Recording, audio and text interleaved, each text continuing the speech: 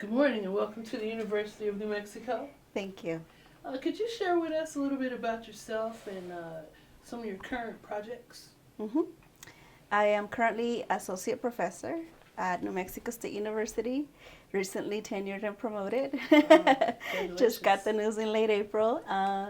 And my work is employs critical race feminisms, Chicana Latina Wow. feminisms as well, and specifically I work with developing further testimonial methodology and pedagogy Wow. in educational research. Sounds great. And on behalf of our Intersections Critical Issues in Education journal, um, it sounds like your work really aligns up with our methodology.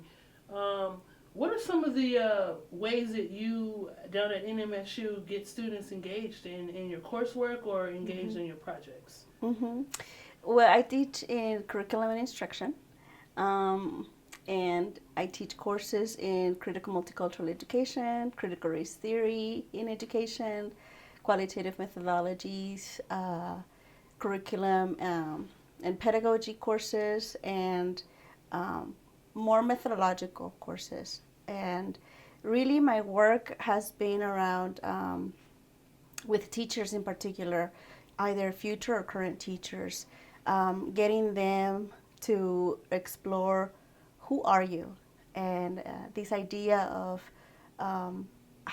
who they are, their epistemologies, their positionality, their subjectivities informs their praxis, right? And if you don't know who you are, and if you don't know your biases or your internalized oppression, how do you know that you're not replicating that in the classroom, or that you will not do that, right? Yes. So one of the very first assignments that I do with them, for example, is around that question: who are you?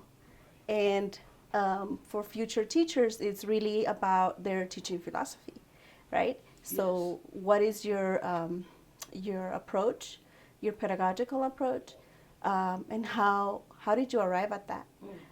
How do your epistemologies, how does your lived experience inform your practice? And you'll be surprised that a lot of them have never been asked that question. They've never wondered, yeah, what are my biases and how am I replicating that, right, in the classroom? If you look at a group of 30 Latino brown kids in one classroom, do you treat them all the same? And really the difference between equality and equity, and what does that mean? What does it mean to be inclusive? And what does it mean to enact social change through your teaching, through your pedagogy? Wow, it's very powerful. Thank you. We're definitely influenced by our teachers. And that's a question I have for you. What inspired you to want to take that responsibility and train teachers? Was it a teacher that shed light? Or, I mean, can you share with us that transformation? I don't know how far you want me to go back. My family, I'm from Mexico. I wasn't born in the United States. I was brought as a child to LA, to California, when I was 10 years old. Wow. My mom and my grandmother, the matriarchs of the family, only achieved minimal. My mom, a second degree education.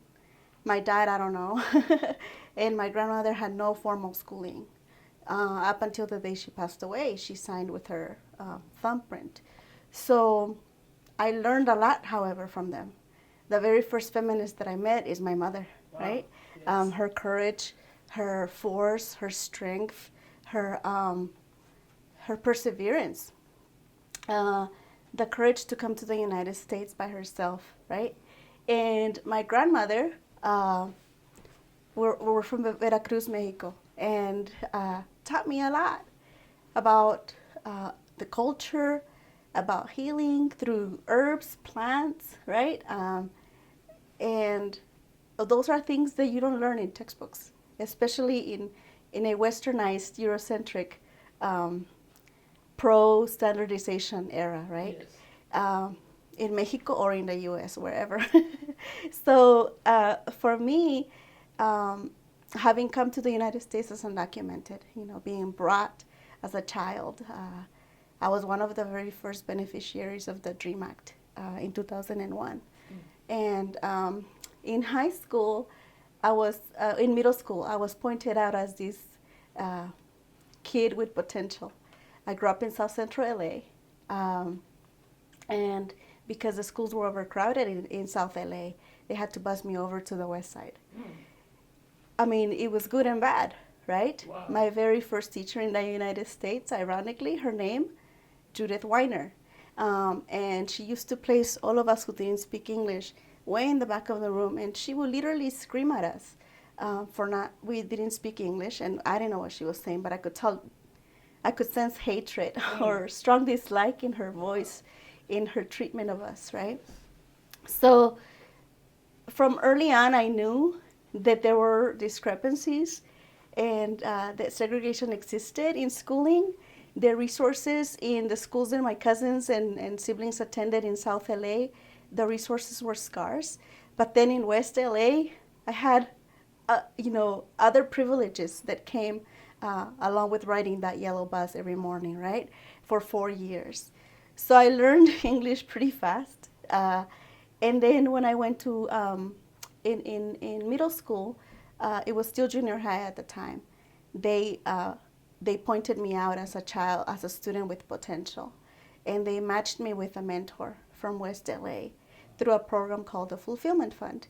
And they matched me with this white woman whom at first I was hesitant to connect with.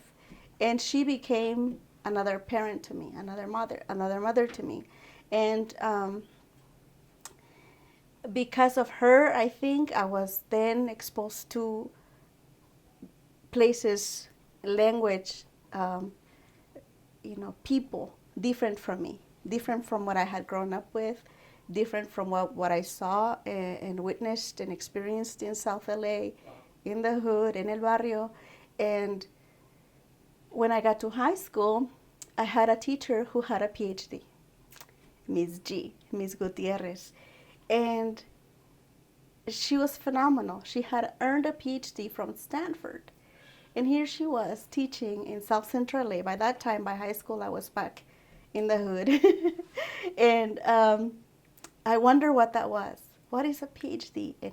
And she was regarded, she was respected. And she was the first one to introduce me to this concept of Chicana, right? And Chicana Feminism. Powerful, right? As an 11th grader, can you imagine what that was like? And she was not much taller than me. I think we were probably the same height. And maybe all 5 feet of her, right? Powerful force and passion. And she always talked about, I went to this Ivy League school, and I didn't know what that was at the time, right? But I came back to the place that needed me most. I could have gone to academia, I could have done this, I could have done that. But she decided to go back and make a difference in our community, right? So I always respected and admired that. And it was the first time that the idea of college was introduced to me. So mentors have been in my life for a very long time. I've been very blessed. Of course, when they find out that I don't have papers, that I don't have this social security number, right, that allows me to enter higher ed,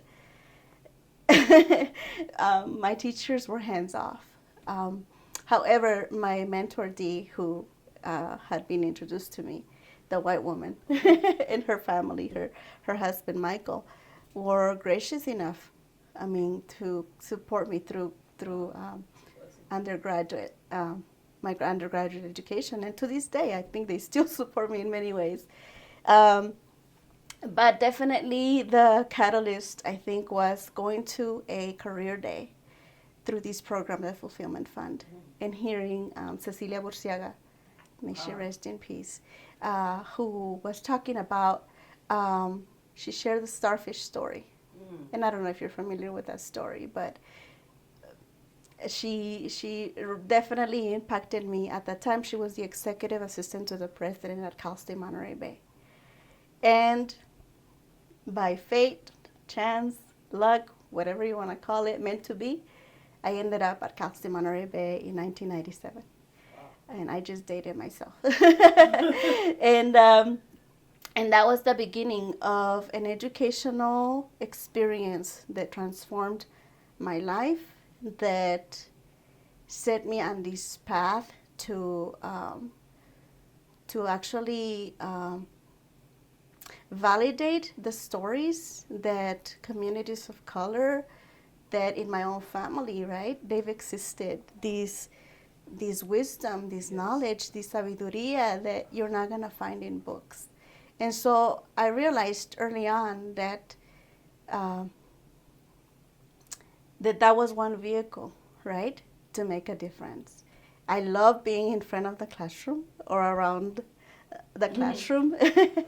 And I loved learning and teaching from students and from my femtors and mentors, and reading about the lives of women of color, and realizing that all of that matters to our survival in academia, especially as first generation college student, as first generation scholars.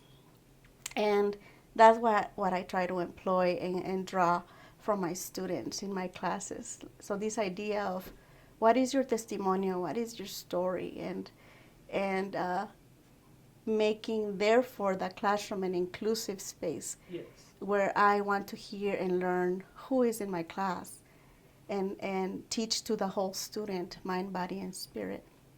Your practices sound very liberatory, and I'm sure your students really enjoy everything that you're providing and sharing with them.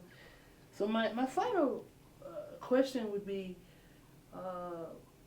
what are your next steps, and how do you see what you plan to do as being critical in this time of urgency that we have? And yes, to me, all of it is very personal, right? Everything that's going on around the country, the disappearance of almost 1,500 children from detention centers, what 45 is doing with his rhetoric and what it's causing in terms of violence and hate crimes and increased colonization in academia, neoliberal education in academia, and really going backwards in many ways. And as a people said when you get tenure, you'll be okay. And I feel like now I have a bigger responsibility. So being an associate professor is just one step. It's just another step to me in terms of the bureaucracy that we have to deal with, and the BS that is happening in the country and in the world, really, right? And if I can make a difference through my pedagogy, that's first and foremost what's important to me. That's what keeps me going, when I don't want to go take another fight with another administrator, or when I'm trying to fight for equity on campus. And really lately, I've been really working with Palestinian scholar, sister scholar at NMSU, and looking at the similarities around border crossing, border surveillance experiences, right? And what imperialism and colonialism is doing to these places, right? And we're so close to Ciudad Juarez, to Mexico, and yet so far, right? Yet so far. So one of my projects is to do more purposeful work around that, around this borderlands theory, borderlands identity in education. And then specifically, I'm going to be going to, on my sabbatical, to teach a class at Universidad Autónoma de Ciudad Juárez, and employing this genre of testimonial pedagogy and methodology, because the rise of feminicidios continues in Ciudad Juárez, right? The killing of women. And that's my next project in terms of how I want to change the world, or how do I want to make a difference. I think first and foremost is through my teaching, and a little bit through my writing, and maybe someday I hope to be an administrator. And I don't know why I'm saying that out loud, but I think that I've been so disappointed with the way in which things happen and decisions are made when your voice is not around the table. especially as women of color academics. Oh, that's right. Well, thank you so much. And if you have any final words you'd like to part with us. I just think and believe that intersectional work is needed now more than ever, and I applaud the work that the journal is doing, and thank you for allowing me the time to share some words with you. Thank you so much for your time.